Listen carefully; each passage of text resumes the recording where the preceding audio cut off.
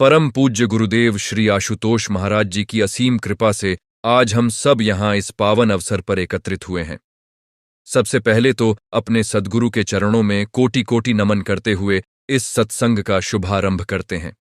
श्रावण की वो रात जब आकाश से बूंदें टपक रही थीं, एक भूखा प्यासा साधक शिवालय के द्वार पर बैठा था। न उसे भूख का पता था न प्यास का भान, बस एक ही धुन थी उसके भीतर, भोलेनाथ के दर्शन की। और उसी क्षण मंदिर के भीतर से एक दिव्य ज्योति फूट पड़ी जिसने उस साधक के जीवन की दिशा ही बदल दी। सावन के इस पावन महीने में जब प्रकृति स्वयं शिवमय हो जाती है, बादल स्वयं डमरू की भांति गरजते हैं, बिजली स्वयं त्रिशूल की चमक बिखेरती है, तब हम सब भी उसी भक्ति के मार्ग पर चलने का संकल्प लेते हैं जो सदियों से हमारे आर्ष मुनियों, संतों और महापुरुषों ने हमें दिखाया है।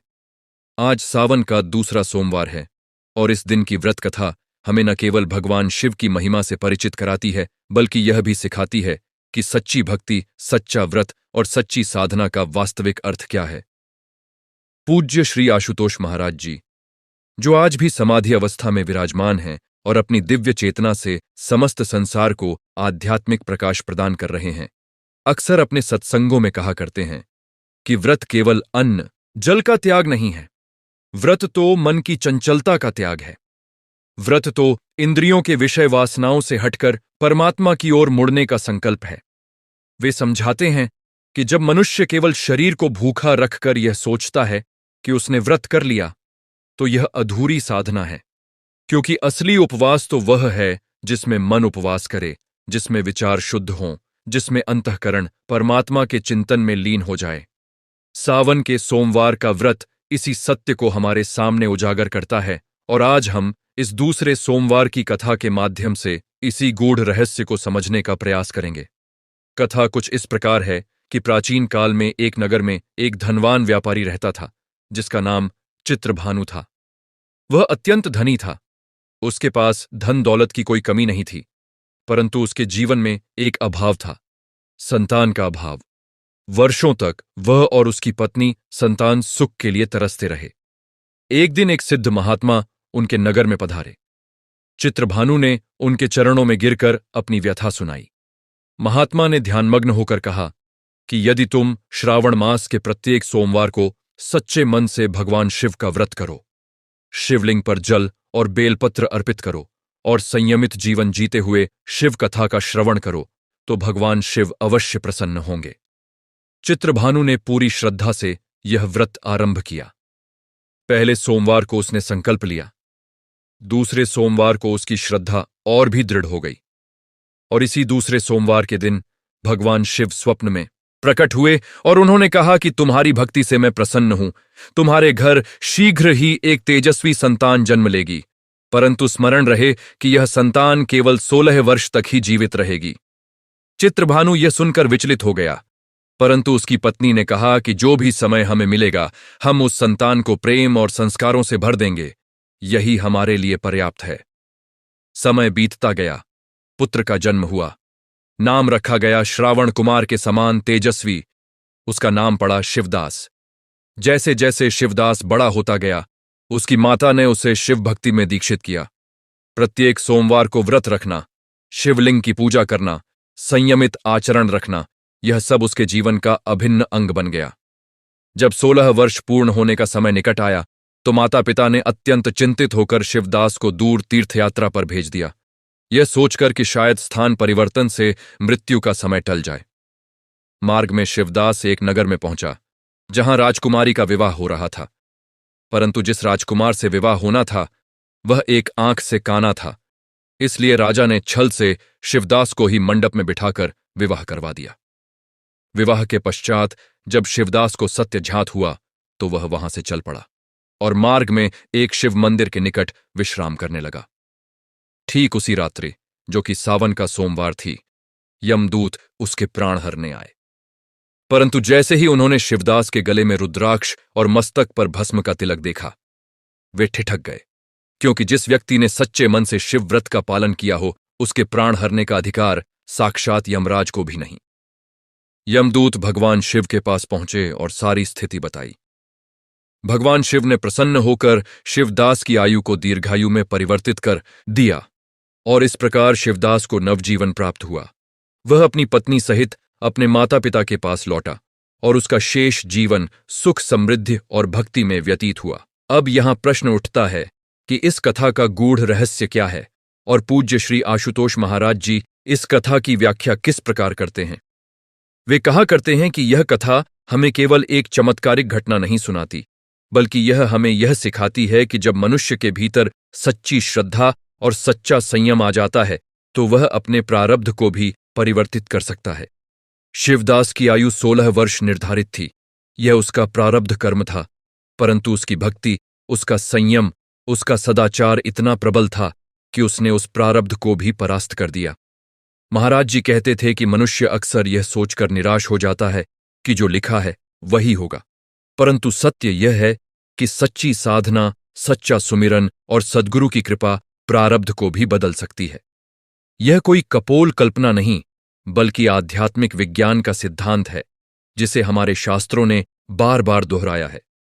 इसी संदर्भ में महाराज जी अक्सर भगवद गीता के उस उपदेश की चर्चा करते थे जहां श्री कृष्ण अर्जुन से कहते हैं कि आत्मा अजर अमर है, न इसे शस्त्र काट सकते हैं, न अग्नि जला सकती है, न जल भिगो सकता है, न वायु सुखा सकती है। शिवदास की कथा में भी यही तथ्य उजागर होता है।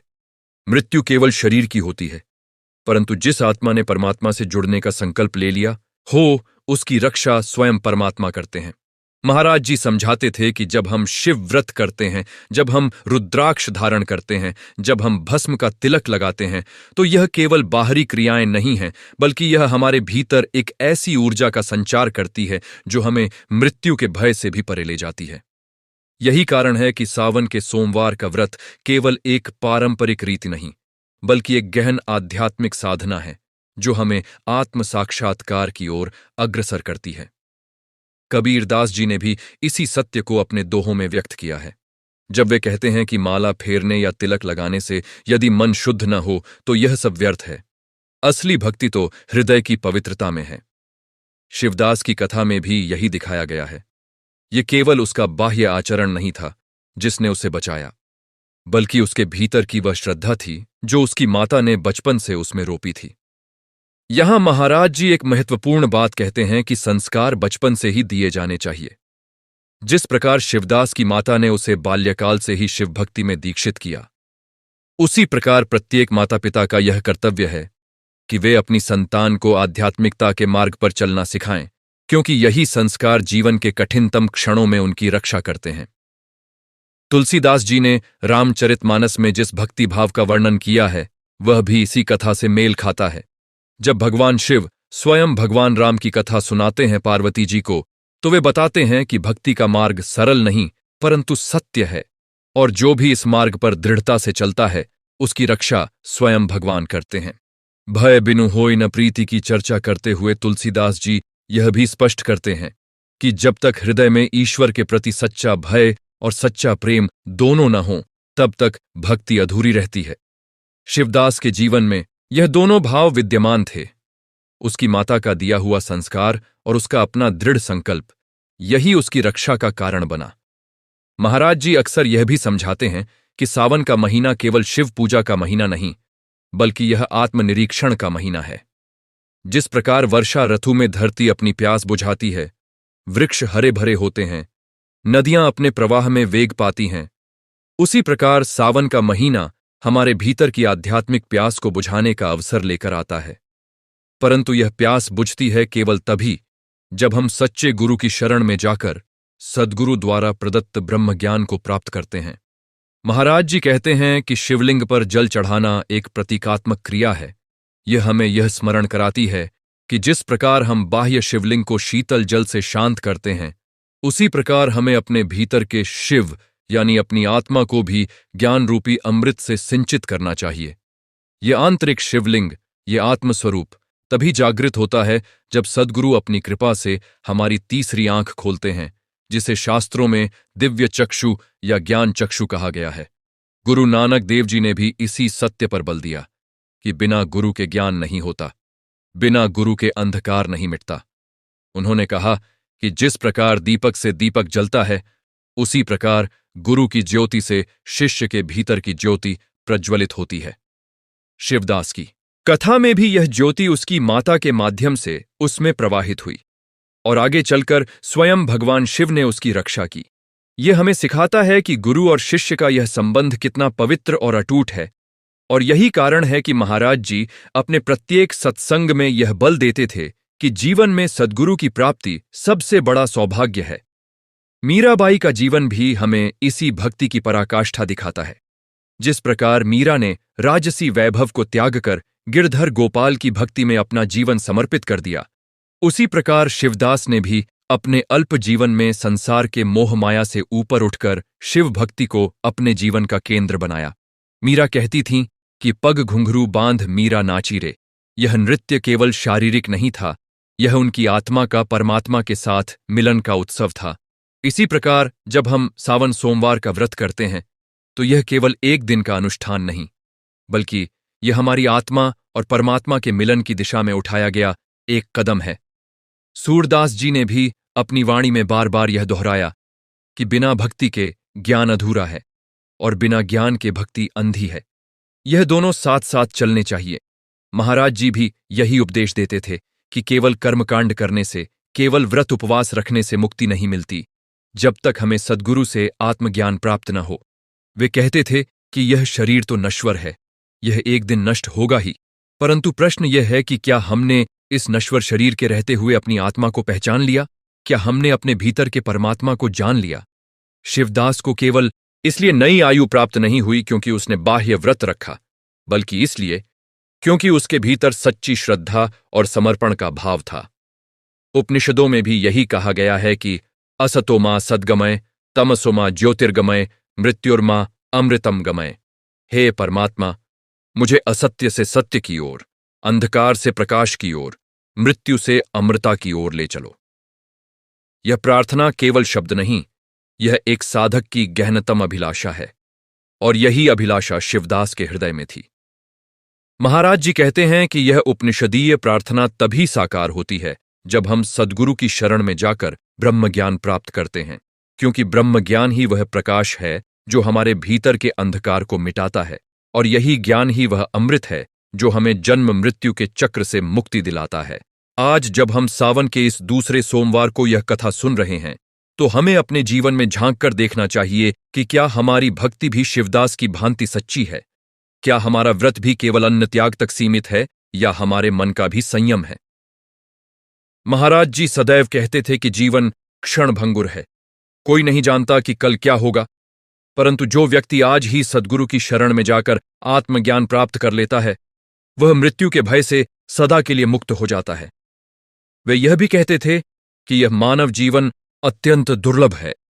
84 लाख योनियों में भ्रमण करने के पश्चात यह अवसर प्राप्त होता है, इसलिए इसे व्यर्थ के कार्यों में नष्ट नहीं करना चाहिए, बल्कि इसका सदुपयोग आत्मकल्याण और परमात्मा की प्राप्ति में करना चाहिए।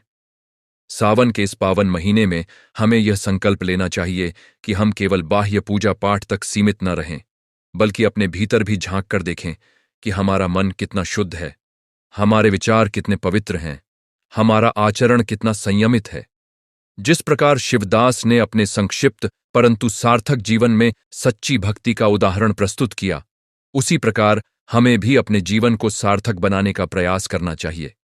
भगवान शिव को आशुतोष भी कहा जाता है, अर्थात जो शीघ्र प्रसन्न हो जाएं, परंतु यह प्रसन्नता तभी प्राप्त होती है जब हमारी भक्ति में सच्चाई हो, जब हमारा हृदय निष्कपट हो। महाराज जी कहते हैं कि भगवान को दिखावे की भक्ति पसंद नहीं, वे तो हृदय की गहराई में झांक कर देखते हैं, और जहां सच्चा प्रेम, सच्ची श्रद्धा और सच्चा समर्पण होता है, वहीं वे अपनी कृपा बरसाते हैं। इस कथा से हमें यह भी सीख मिलती है कि माता पिता का धर्म केवल संतान को जन्म देना नहीं, बल्कि उसे सही संस्कार देना भी है। चित्रभानु की पत्नी ने जिस धैर्य और साहस के साथ यह स्वीकार किया कि 16 वर्ष का जीवन भी यदि संस्कारमय हो तो पर्याप्त है, यह हमें सिखाता है कि जीवन की गुणवत्ता उसकी लंबाई से अधिक महत्वपूर्ण है। महाराज जी अक्सर कहते थे कि एक क्षण की सच्ची भक्ति 100 वर्ष के निरर्थक जीवन से श्रेष्ठ है। यह विचार आज के युग में विशेष रूप से प्रासंगिक है। जहां लोग भौतिक सुख सुविधाओं के पीछे भाग रहे हैं परंतु आध्यात्मिक शांति से वंचित हैं।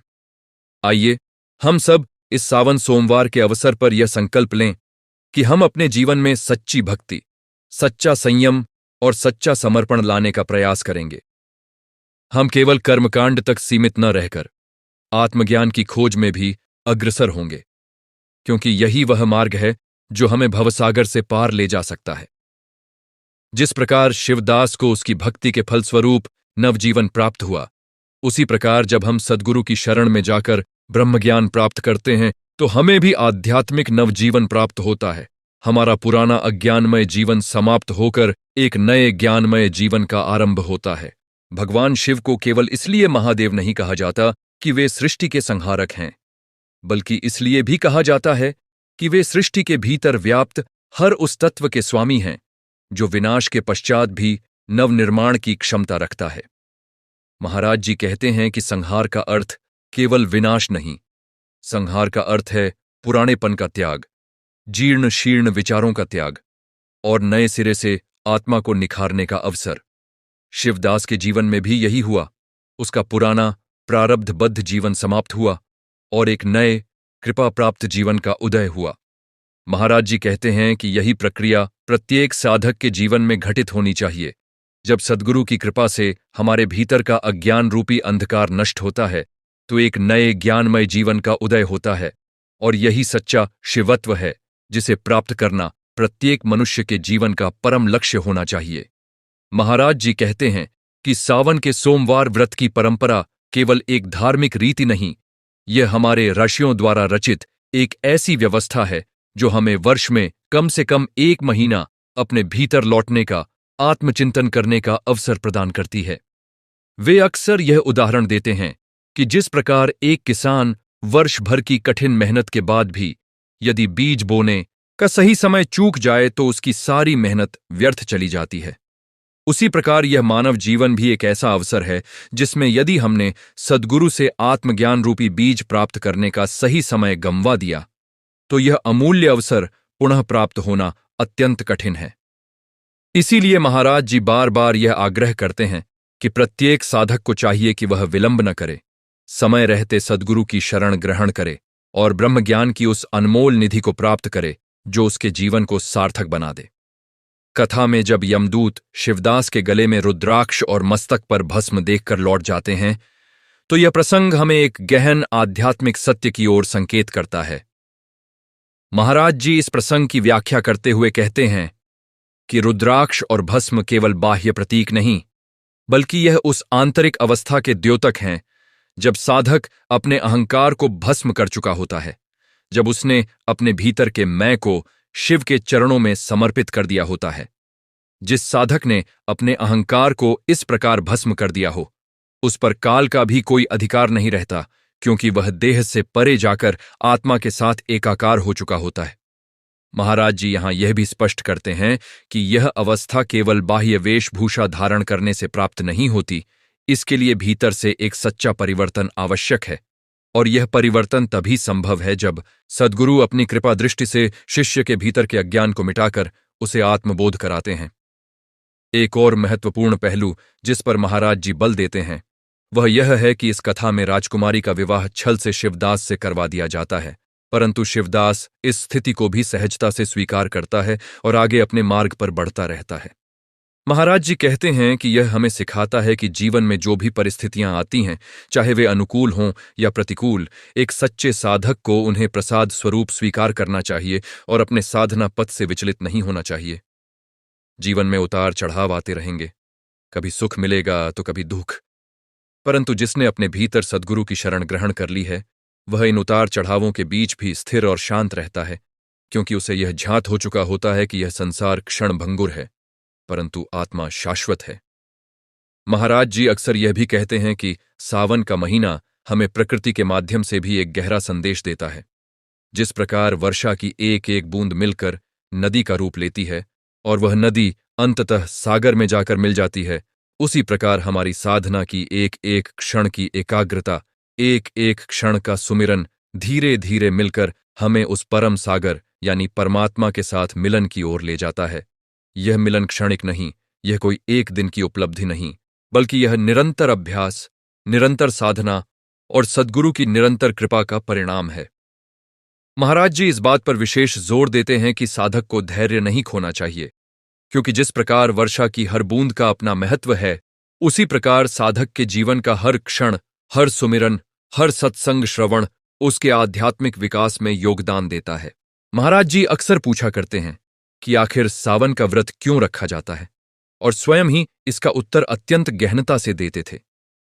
वे कहते थे कि सावन का महीना वह समय है जब सृष्टि में शिव तत्व सर्वाधिक सक्रिय रहता है, जब आकाश से बरसने वाला जल स्वयं शिव की कृपा का प्रतीक बनकर धरती को शीतलता प्रदान करता है। इसी काल में समुद्र मंथन से हलाहल विष निकला था, और भगवान शिव ने संसार की रक्षा के लिए उस विष को अपने कंठ में धारण कर लिया था। यही कारण है कि उन्हें नीलकंठ कहा जाता है। महाराज जी समझाते थे कि यह घटना केवल एक पौराणिक कथा नहीं, बल्कि यह हमें एक गहन शिक्षा देती है। जो सच्चा साधक होता है, जो सच्चा गुरु होता है, वह सदैव संसार का विष स्वयं पीकर संसार को अमृत बांटता है। शिव ने विष पिया, परंतु उसे अपने भीतर उतरने नहीं दिया, कंठ में ही रोक लिया। यह दर्शाता है कि सच्ची साधना वह है जो संसार में रहते हुए भी संसार के दोषों से अप्रभावित रहे। देवताओं ने भगवान शिव को शीतलता प्रदान करने के लिए उन पर जल अर्पित किया था, और तभी से सावन में शिवलिंग पर जल चढ़ाने की परंपरा आरंभ हुई। परंतु महाराज जी यहां एक अत्यंत सूक्ष्म बात समझाते थे कि यह जलाभिषेक केवल शिव को शीतल करने के लिए नहीं, बल्कि यह हमें स्वयं को शीतल करने की शिक्षा देता है। जिस प्रकार शिव ने संसार का विष पीकर भी अपने भीतर क्रोध, वासना और अहंकार को स्थान नहीं दिया, उसी प्रकार हमें भी अपने जीवन में आने वाली कठिनाइयों, अपमानों और विषम परिस्थितियों को शीतल भाव से, समत्व भाव से स्वीकार करना सीखना चाहिए। व्रत रखने का यह भी एक गूढ़ प्रयोजन है। जब हम शरीर को संयमित रखते हैं, अन्न जल पर नियंत्रण रखते हैं, तो धीरे धीरे यह अभ्यास हमारे मन को भी संयमित करने में सहायक होता है, और मन का यह संयम ही आगे चलकर हमें विषम परिस्थितियों में भी शांत रहने की क्षमता प्रदान करता है। एक अन्य कारण जो महाराज जी बताते हैं वह यह था कि सावन मास में ही माता पार्वती ने भगवान शिव को पति रूप में प्राप्त करने के लिए कठोर तपस्या की थी। वर्षों तक निराहार रहकर कठिन परिस्थितियों में तप करते हुए माता पार्वती ने यह सिद्ध किया कि परमात्मा की प्राप्ति के लिए दृढ़ संकल्प और अटूट धैर्य आवश्यक है। महाराज जी कहते हैं कि माता पार्वती की यह तपस्या केवल पति प्राप्ति के लिए नहीं थी, यह वास्तव में जीवात्मा की परमात्मा से मिलन की उत्कट अभिलाषा का प्रतीक है। जिस प्रकार पार्वती जी ने अपनी तपस्या से शिव को पाया, उसी प्रकार प्रत्येक साधक की आत्मा भी परमात्मा से मिलने के लिए व्याकुल रहती है, परंतु यह व्याकुलता तभी सार्थक होती है जब उसे सद्गुरु का मार्गदर्शन प्राप्त हो। इसीलिए सावन के व्रत के माध्यम से हम प्रतीकात्मक रूप से उसी तपस्या, उसी समर्पण और उसी धैर्य का अभ्यास करते हैं जो माता पार्वती ने किया था। महाराज जी यह भी कहते हैं कि आयुर्वेदिक और वैज्ञानिक दृष्टिकोण से भी सावन में व्रत रखने का विशेष महत्व है, क्योंकि इस ऋतु में पाचन शक्ति स्वाभाविक रूप से मंद पड़ जाती है, वातावरण में नमी बढ़ जाती है और शरीर को हल्का व सात्विक भोजन की आवश्यकता होती है। परंतु वे सदैव इस बात पर बल देते हैं कि यह शारीरिक लाभ केवल गौण है, व्रत का मूल प्रयोजन आध्यात्मिक है। वे कहते थे कि जब शरीर हल्का होता है, जब पेट संयमित होता है, तो मन भी स्वाभाविक रूप से हल्का और शांत हो जाता है, और यही शांत मन ध्यान और सुमिरन के साथ लिए सर्वाधिक अनुकूल अवस्था है। इसीलिए हमारे ऋषियों ने सावन के व्रत की व्यवस्था इतनी सूक्ष्मता से की कि इसमें शारीरिक स्वास्थ्य और आध्यात्मिक उन्नति दोनों का समन्वय हो जाए। सबसे महत्वपूर्ण बात जो महाराज जी बार बार दोहराते हैं वह यह है कि व्रत का वास्तविक उद्देश्य केवल भगवान शिव को प्रसन्न करना नहीं, बल्कि स्वयं को इस योग्य बनाना है कि हम सद्गुरु की कृपा को धारण कर सकें। वे कहते थे कि जिस प्रकार एक खाली पात्र में ही जल भरा जा सकता है, भरे हुए पात्र में नहीं, उसी प्रकार जब तक हमारा मन विषय वासनाओं, इच्छाओं और अहंकार से भरा रहेगा, तब तक उसमें ब्रह्मज्ञान रूपी अमृत नहीं समा सकता। व्रत के माध्यम से हम अपने मन को खाली करने का, उसे शुद्ध करने का, उसे परमात्मा के चिंतन के योग्य बनाने का अभ्यास करते हैं। यही कारण है कि महाराज जी कहते हैं कि केवल सावन में ही नहीं, बल्कि जीवन के प्रत्येक दिन को इसी भाव से जीना चाहिए, तभी हम सच्चे अर्थों में शिव भक्त कहलाने के अधिकारी बनते हैं। और तभी हमारा जीवन वास्तविक रूप से सार्थक हो पाता है। महाराज जी जब शिव पूजन की विधि पर प्रकाश डालते हैं तो सबसे पहले वे बेलपत्र के महत्व की चर्चा करते थे। वे कहते हैं कि बेलपत्र की 3 पत्तियां केवल एक वानस्पतिक संरचना नहीं, बल्कि यह त्रिगुण सत, रज, तम का प्रतीक है। और जब साधक श्रद्धापूर्वक बेलपत्र शिवलिंग पर अर्पित करता है तो यह प्रतीकात्मक रूप से यह दर्शाता है कि वह अपने तीनों गुणों को, अपने संपूर्ण अस्तित्व को परमात्मा के चरणों में समर्पित कर रहा है। महाराज जी विशेष रूप से यह भी बताते थे कि बेलपत्र सदैव चिकनी सतह वाला भाग ऊपर रखकर बिना डंठल तोड़े स्वच्छ जल से धोकर अर्पित करना चाहिए, क्योंकि शास्त्रों में यह विधि स्वयं भगवान शिव को अत्यंत प्रिय बताई गई है। वे कहते हैं कि एक भी बेलपत्र यदि सच्चे हृदय से चढ़ाया जाए तो वह हजारों पुष्पों के समान फलदायी होता है, क्योंकि भगवान बाह्य वस्तु नहीं, अंतःकरण की भावना देखते हैं। इसके पश्चात महाराज जी दूध, दही, घी, शहद और शक्कर से बने पंचामृत की चर्चा करते हैं, जिससे शिवलिंग का अभिषेक किया जाता है। वे समझाते हैं कि पंचामृत के यह 5 तत्व हमारे जीवन के 5 आवश्यक गुणों के प्रतीक हैं। दूध पवित्रता का, दही समृद्धि का, घी विजय का, शहद मधुरता का और शक्कर सुख का प्रतीक मानी जाती है। जब हम यह पंचामृत शिव को अर्पित करते हैं तो यह हमारी यह कामना होती है कि हमारा जीवन भी इन्हीं गुणों से परिपूर्ण हो। इसके साथ ही गंगा जल से अभिषेक करने की परंपरा भी अत्यंत प्राचीन है और महाराज जी इसकी व्याख्या करते हुए कहते हैं कि गंगा स्वयं भगवान शिव की जटाओं से निकली है, इसलिए गंगा जल अर्पित करना मानो स्वयं शिव की उस दिव्य ऊर्जा को उन्हीं को समर्पित करना है जो उन्होंने संसार के कल्याण हेतु धारण की है। धतूरा और भांग का भी शिव पूजन में विशेष स्थान है और यहां महाराज जी एक अत्यंत गहन आध्यात्मिक रहस्य खोलकर बताते हैं। वे कहते हैं कि धतूरा और भांग, जो सामान्यतः विषैले या मादक तत्व माने जाते हैं, जब शिव को अर्पित किए जाते हैं तो यह दर्शाता है कि भगवान शिव उन सभी वस्तुओं को भी स्वीकार करते हैं जिन्हें संसार अशुभ या त्याज्य मानता है। यह हमें सिखाता है कि परमात्मा किसी को अस्वीकार नहीं करते, चाहे वह व्यक्ति कितना भी पतित, कितना भी विषयासक्त क्यों न रहा हो। यदि वह सच्चे हृदय से शरण में आए तो शिव उसे भी अपना लेते हैं। इसके अतिरिक्त भस्म अर्पित करने और स्वयं भस्म धारण करने की परंपरा भी है, जो हमें यह स्मरण कराती है कि यह शरीर अंततः राख में परिवर्तित हो जाएगा। इसलिए इस देह के अहंकार में डूबकर जीवन व्यर्थ नहीं करना चाहिए, बल्कि इस नश्वरता के बोध के साथ आत्मकल्याण की दिशा में प्रयासरत रहना चाहिए। सफेद पुष्प, विशेषकर सफेद कनेर और आँख के फूल तथा अक्षत यानी साबुत चावल भी शिव को अर्पित किए जाते हैं। महाराज जी बताते हैं कि अक्षत का अर्थ है जो टूटा हुआ न हो, और जब हम अक्षत अर्पित करते हैं तो यह इस भावना का प्रतीक है कि हमारी भक्ति भी अखंड हो, हमारी श्रद्धा में कोई दरार न हो।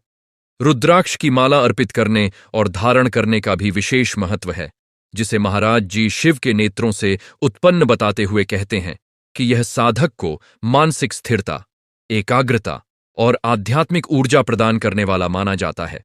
परंतु इन सब बाह्य वस्तुओं की चर्चा करने के पश्चात महाराज जी सदैव एक अत्यंत मार्मिक बात कहकर अपनी बात समाप्त करते हैं। वे कहते हैं कि यह जल, यह बेलपत्र, यह पंचामृत, यह भस्म, ये सब बाह्य उपचार हैं और शास्त्रों में इनका विधान इसीलिए किया गया है ताकि साधारण मनुष्य भी सरलता से भक्ति के मार्ग पर कदम रख सके। परंतु सच्चे अर्थों में भगवान शिव को जो सबसे प्रिय वस्तु चढ़ाई जा सकती है वह है साधक का अपना अहंकार, अपना मैं भाव। वे कहते हैं कि जिस दिन साधक अपने अहंकार को शिव के चरणों में समर्पित कर देता है उस दिन उसकी सच्ची पूजा संपन्न होती है।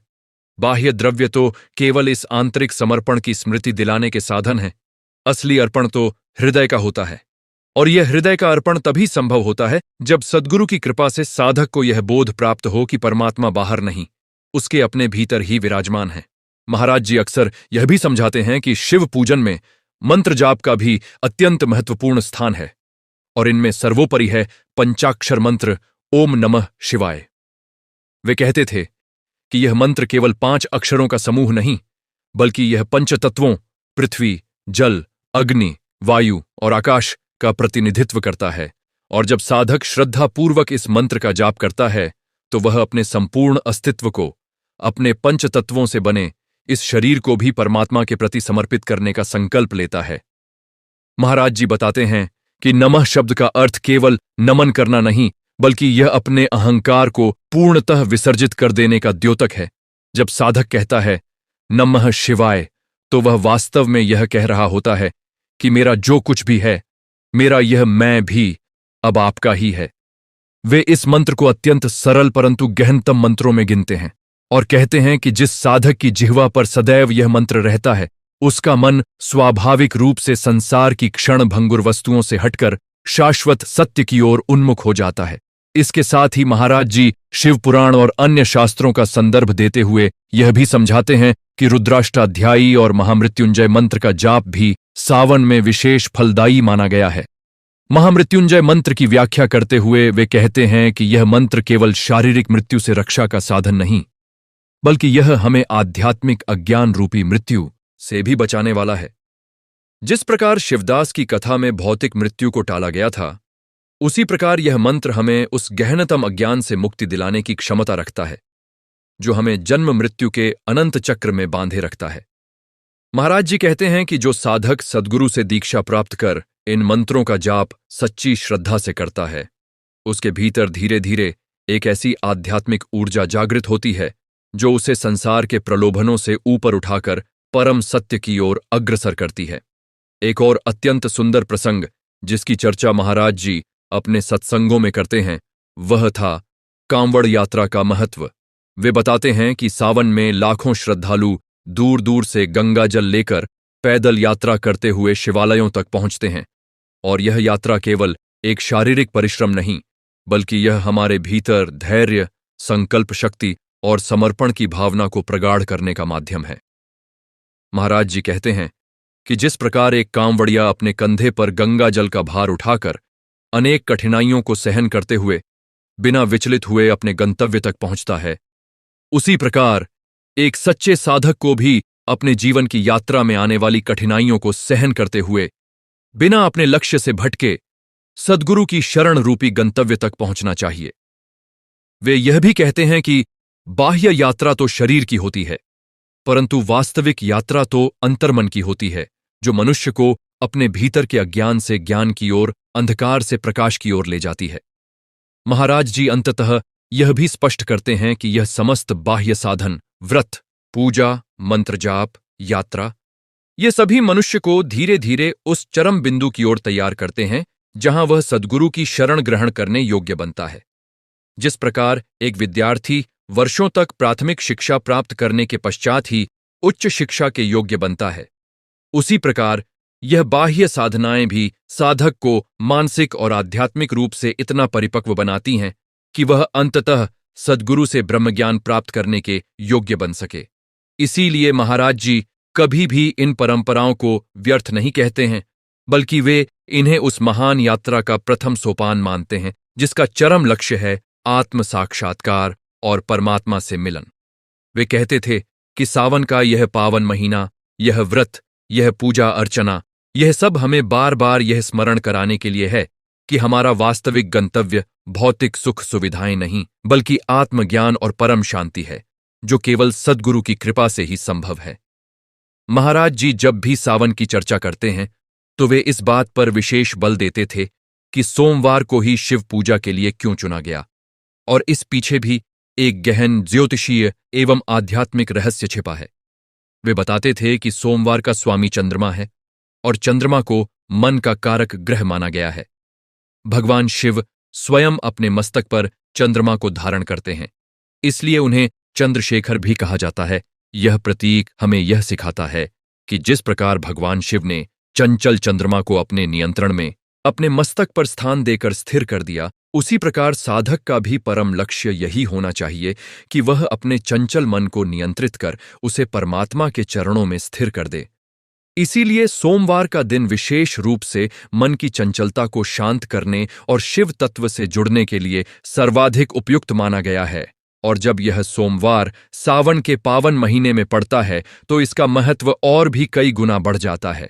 व्रत के दिन उपवास रखते समय आहार को लेकर जो नियम बताए गए हैं, जैसे फलाहार करना, नमक का त्याग करना अथवा सीमित मात्रा में सात्विक भोजन ग्रहण करना, यह सब केवल शारीरिक अनुशासन के लिए नहीं है।